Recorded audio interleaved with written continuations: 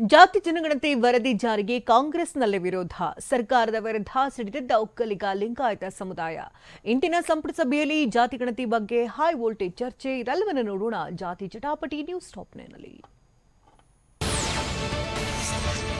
ಜಾತಿ ಜನಗಣತಿ ರಾಜ್ಯದಲ್ಲಿ ಕಿಚ್ಚು ಹೊತ್ತಿಸಿದೆ. ಜಾತಿ ಜನಗಣತಿ ವರದಿ ಜಾರಿಗೆ ಕಾಂಗ್ರೆಸ್ನಲ್ಲೇ ವಿರೋಧದ ಜ್ವಾಲೆ ಧಗಧಗಿಸ್ತಾ ಇದೆ. ಇನ್ನೊಂದು ಕಡೆ ಒಕ್ಕಲಿಗರು ಲಿಂಗಾಯತ ಸಮುದಾಯ ಸೆಳೆದದ್ದಿದೆ. ಶೋಷಿತ ವರ್ಗದವರು ವರದಿ ಜಾರಿ ಮಾಡಬೇಕು ಅಂತ ಹಠ ಹಿಡಿದಿದ್ದಾರೆ. ಇದೀಗ ಸರ್ಕಾರಕ್ಕೆ ಜಾತಿ ಗಣತಿ ವರದಿ ಜಾರಿ ಮಾಡುವುದು ಕಬ್ಬಿಣದ ಕಡಲೆಯಾಗಿದೆ. ಇವತ್ತು ವಿಶೇಷ ಸಂಪುಟ ಸಭೆ ನಡೆಯಲಿದ್ದು ರಾಜ್ಯ ರಾಜಕಾರಣದ ಚಿತ್ತ ಸಭೆಯತ್ತ ನೆಟ್ಟಿದೆ.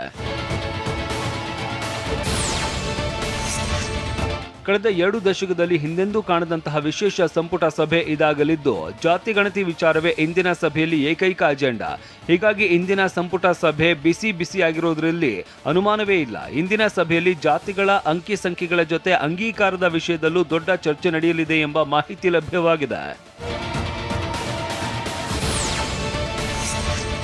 ಜಾತಿ ಗಣತಿ ಜೇನುಗೂಡಿಗೆ ಕೈ ಹಾಕೋದಕ್ಕೆ ಹೊರಟಿರುವ ಸರ್ಕಾರಕ್ಕೆ ಸವಾಲಿನ ಸರಣಿಯೇ ಮುಂದೆ ನಿಂತಿದೆ. ಇಂದಿನ ವಿಶೇಷ ಸಂಪುಟ ಸಭೆಯಲ್ಲಿ ಜಾತಿ ಗಣತಿ ಅಂಗೀಕಾರ ತಿರಸ್ಕಾರದ ಬಗ್ಗೆ ಮೊದಲು ಚರ್ಚೆ ನಡೆಯಲಿದೆ. ವರದಿಯ ವೈಜ್ಞಾನಿಕತೆ ಬಗ್ಗೆನೂ ವಿಶ್ಲೇಷಣೆ ನಡೆಯಲಿದೆ. ಅನೇಕ ತಪ್ಪುಗಳು ಇವೆ ಎಂಬ ಆರೋಪ ಲಿಂಗಾಯತ ಮತ್ತು ಒಕ್ಕಲಿಗ ಸಮುದಾಯದಿಂದ ಕೇಳಿ ಬಂದಿದೆ. ಹೀಗಾಗಿ ತಪ್ಪುಗಳಿದ್ದಲ್ಲಿ ಸರಿಪಡಿಸಿಕೊಳ್ಳುವಿಕೆಯ ಬಗ್ಗೆ ಸಭೆಯಲ್ಲಿ ಅವಲೋಕನ ನಡೆಯಲಿದೆ. ಜಾತಿ ವರ್ಗೀಕರಣ ಸರಿಯಲ್ಲ ಮತ್ತು ಕೆಲ ಜಾತಿಗಳನ್ನು ಉಪಪಂಗಡಗಳಾಗಿ ಬೇರ್ಪಡಿಸಿರುವುದು ಸಹ ಸಭೆಯಲ್ಲಿ ಚರ್ಚೆಯಾಗಲಿದೆ.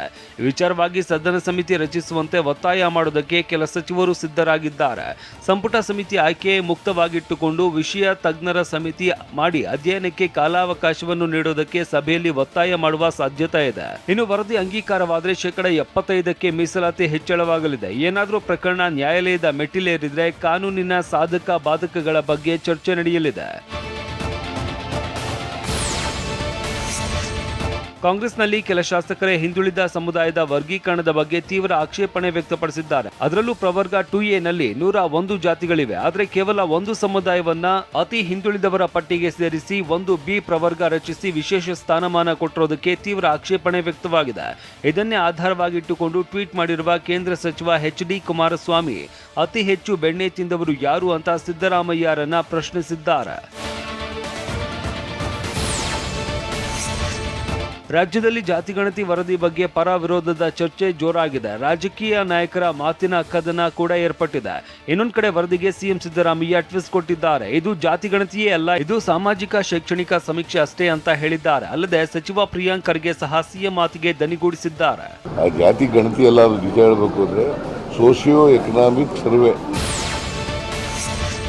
ಜಾತಿ ಗಣತಿ ವರದಿ ಬಗ್ಗೆ ಶಾಮನೂರು ಶಿವಶಂಕರಪ್ಪ ಈಗಾಗಲೇ ಎಚ್ಚರಿಕೆ ನೀಡಿದ್ದಾರೆ. ಈ ಬಗ್ಗೆ ಸಿಎಂ ಸಿದ್ದರಾಮಯ್ಯ ಪ್ರತಿಕ್ರಿಯೆ ನೀಡಿದ್ರು. ಯಾರಿಗೂ ಅನ್ಯಾಯ ಆಗಲ್ಲ, ಅನ್ಯಾಯ ಆಗೋದಕ್ಕೆ ಬಿಡಲ್ಲ ಅಂತ ಕಲಬುರಗಿ ಏರ್ಪೋರ್ಟ್ನಲ್ಲಿ ಮುಖ್ಯಮಂತ್ರಿ ಸಿದ್ದರಾಮಯ್ಯ ಹೇಳಿದ್ದಾರೆ.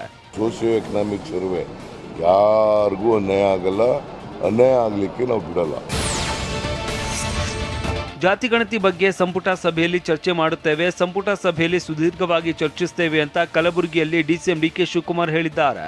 ಇದು ಜಾತಿ ಗಣತಿ ಅಲ್ಲ, ಸಾಮಾಜಿಕ ಮತ್ತು ಶೈಕ್ಷಣಿಕ ಸಮೀಕ್ಷೆ. ಎಲ್ಲರಿಗೂ ನ್ಯಾಯ ಒದಗಿಸುವುದಕ್ಕೆ ಈ ಸಮೀಕ್ಷೆ ಮಾಡಲಾಗಿದೆ. ಅನುಮಾನದ ದೃಷ್ಟಿಯಿಂದ ನೋಡೋದು ಸರಿಯಲ್ಲ ಅಂತ ಡಿಸಿಎಂ ಡಿಕೆ ಹೇಳಿದ್ದಾರೆ.